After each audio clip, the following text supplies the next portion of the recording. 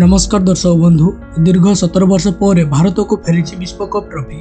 रोहित शर्मा नेतृत्व में भारत एथर जीति टी20 विश्वकप। शेष थर पर भारत 2007 मसीह महेंद्र सिंह धोनी नेतृत्व में टी20 चैंपियन होता।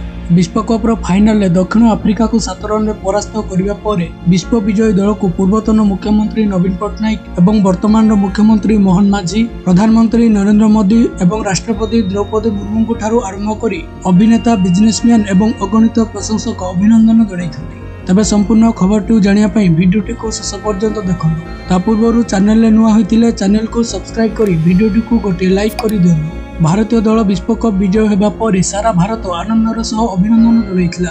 भारतर प्रधानमंत्री नरेंद्र मोदी एक वीडियो शेयर करी अभिनंदन जणाइबा सह लिखिछन्ति जे चैंपियंस आम दल स्टाइल टी20 विश्वकप घर को आनी थाए। आमे भारतीय क्रिकेट दल पई गर्वित। एही मैचटी ऐतिहासिक थिला। एहा पर राष्ट्रपति द्रौपदी मुर्मू लिखिछन्ति टी20 विश्वकप जितिबा पई टीम इंडिया को मोर हार्दिक अभिनंदन। केबे न हारिबार भावना सह टीम इंडिया कठिन परिस्थितिर सामना कला एवं पूरा टूर्नामेंट रे उत्कृष्ट दक्षता प्रदर्शन कला। फाइनल मैच रे एहा एक असाधारण विजय थिला। शाबाश टीम इंडिया, आमे तुम पई गर्वित। एहापर ओडिशार पूर्वतन मुख्यमंत्री श्री नवीन पट्टनायक लिखिछन्ति रोमांचक फाइनल मैच रे दक्षिण आफ्रिका को परास्त करी टी20 वर्ल्ड कप 2024 जितैथिबारु टीम इंडिया को अभिनंदन।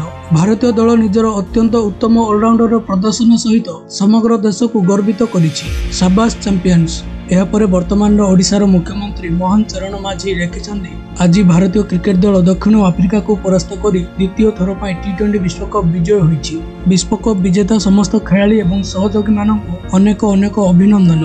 आजिर एही विजय पुणी 140 कोटी भारतीयों मन में खुशी भरी देइछि। आगको भारतीय क्रिकेट एहीपरि अनेक सफलता हासिल करी देश को गौरवान्वित करू एतिकी कामना। वंदे मातरम। दर्शक बंधु आपण भी जदि जड़े खेल प्रेमी एवं भारतर विश्वकप विजय रे आपण भी आनंदित अछंती ताहेले कमेंट रे कांग्रेचुलेशन टीम इंडिया लिखतु। धन्यवाद।